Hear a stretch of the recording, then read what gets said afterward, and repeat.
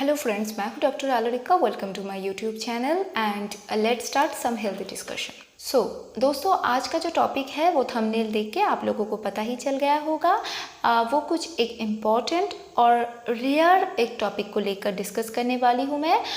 वो है gall bladder CA और गॉल ब्लैडर कैंसर। तो गॉल ब्लैडर कैंसर, इसके बारे में डिटेल्स में जाने से पहले ये आपको जानना ज़रूरी है कि what is cancer and what is gall bladder. तो कैंसर एक बहुत ही बड़ा टर्म है, उसके डिटेल्स में मैं नहीं जाऊंगी। सिंपली एक लाइन में, सिंपल एकदम वर्ड्स में अगर मैं आपको समझाऊंगी एज ऑफ लेमैन टोन, तो ये कुछ ऐसा है कि हमारे शरीर में, बॉडी में सेल्स होती है और सेल डिवीज़न होता है। सेल डिवीज़न एक नॉर्मल फंक्शन है बॉडी का। सेल्स ग्रो होंगी, मैच्योर होंगी, फॉर्म होंगी, ग्रो होंगी, मैच्योर होंगी और उसके बाद डेथ होगा उसका। ये नॉर्मल है और वो एक एज टू एज वेरी करता है। जब यंग एज में होते हैं तो वो एक टाइप में होता है।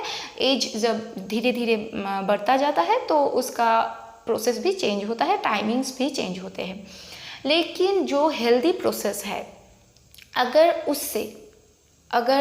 उस हेल्दी प्रोसेस, उस हेल्दी टाइमिंग या शेड्यूलिंग से बाहर जाके, आउट ऑफ कंट्रोल जाके, हद से ज़्यादा सेल्स ग्रो कर ले, मैच्योर हो जाए और वो नॉर्मल से हट के एबनॉर्मली बिहेव करने लगे, तो this process causes cancer. So now what is gall bladder? Gall bladder एक बहुत ही छोटा सा एक पियर शेपेड ऑर्गन है जो कि हमारे लीवर के ठीक नीचे राइट साइड में एब्डोमिनल रीजन में होता है।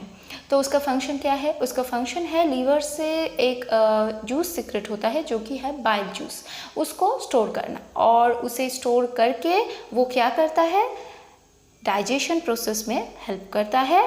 तो it simply helps to digest our food particles. So now what is gall bladder carcinoma? तो कैंसर क्या है, ये तो मैंने छोटे से एक सिंपल लाइन में आपको समझाने की कोशिश किया है।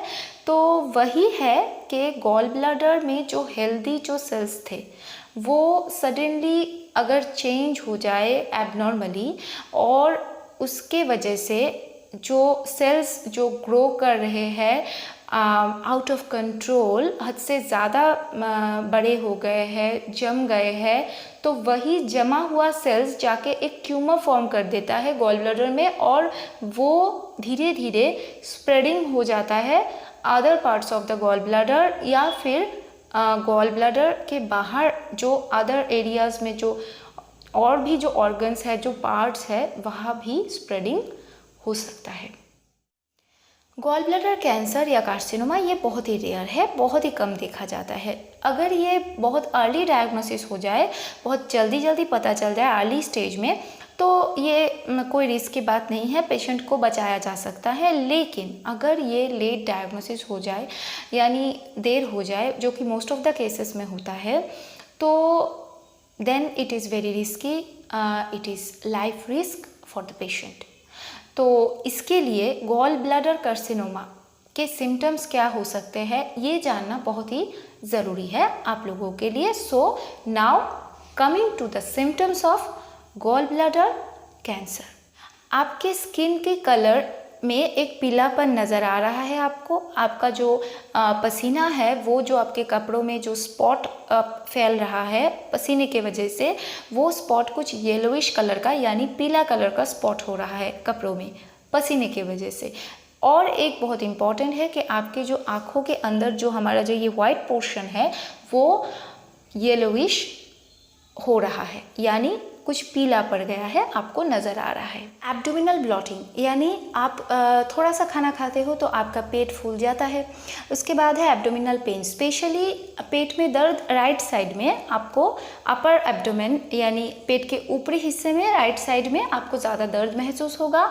और इसके अलावा है फीवर, यानी बुखार आ सकता है आपको, वो इन्फेक्शन की वजह से है। और है लूजिंग वेट विदाउट ट्राइंग, यानी आप बिना कोई एक्सरसाइज, बिना कोई डाइटिंग के ही आप ऐसे ही बहुत ज़्यादा वज़न आपका घट रहा है, आप बहुत ही वेट लूज़ कर रहे हो without any exercise.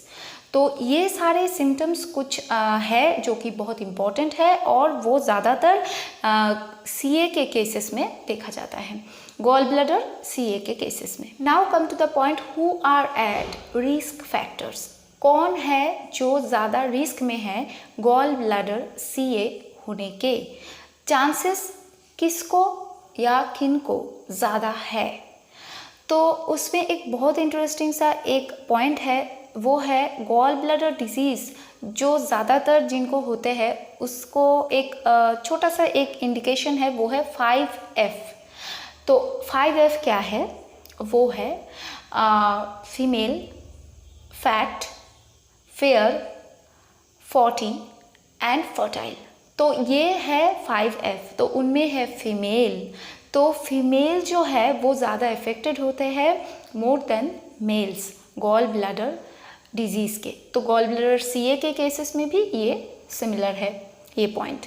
Next point है एजिंग, यानी एज के इंक्रीज के साथ साथ गॉल ब्लैडर CA का कार्सिनोमा का भी रिस्क बढ़ता जाता है, यानी ज़्यादा एज में होने के चांसेस बढ़ते हैं। तो इसके बाद है जो कि गॉल ब्लैडर में इन्फेक्शन का कोई हिस्ट्री है, पॉलिप का कोई हिस्ट्री है, तो उन सारे लोगों में गॉल ब्लैडर कार्सिनोमा होने के चांसेस बहुत ही हाई होते हैं। एंड एट लास्ट जो कि रेयर है, बहुत ही रेयर, वो है कि अगर आपको गॉल स्टोन का हिस्ट्री है, आपको कभी गॉल स्टोन हुआ था, तो उसके बाद आपको गॉल ब्लैडर कार्सिनोमा भी हो सकता है, but it is very rare. So दोस्तों, ये जो सारे हेल्थ रिलेटेड वीडियोस मैं बनाती हूँ, ये सब कुछ आप लोगों को डराने के लिए बिल्कुल भी नहीं है। जी हाँ, कुछ लोग हैं जो बहुत ही पैनिक करते हैं, ये सारे वीडियोस देखूंगी तो मुझे तो शायद ये बीमारी हो जाए, ये सिम्टम्स कहीं मुझे तो नहीं है, कुछ मुझे तो नहीं हो गया। अरे भाई, ये सारे आप लोगों को डराने के लिए बिल्कुल भी नहीं है। ये बहुत ही एक इम्पॉर्टेंट, बहुत ही हेल्पफुल वीडियोस है, ताकि ये सब कुछ देख के, जान के आप लोग अवेयर हो सको। ये एक अवेयरनेस वीडियो है, आप लोग अपने हेल्थ को प्रिजर्व कर सको, अपने फैमिली के हेल्थ को प्रिजर्व कर सको, और हमेशा सचेत रहो कि अगर कुछ है तो डॉक्टर के पास जाना है, उनको ये जाके बोलना है, और अगर कुछ है तो अर्ली डायग्नोसिस हो जाए, ठीक से ट्रीटमेंट हो जाए। तो ये बहुत ही हेल्पफुल वीडियोस है। तो अगर ये हेल्पफुल वीडियोस आप लोगों को अच्छी लग रही हो तो please do like, share and subscribe my channel.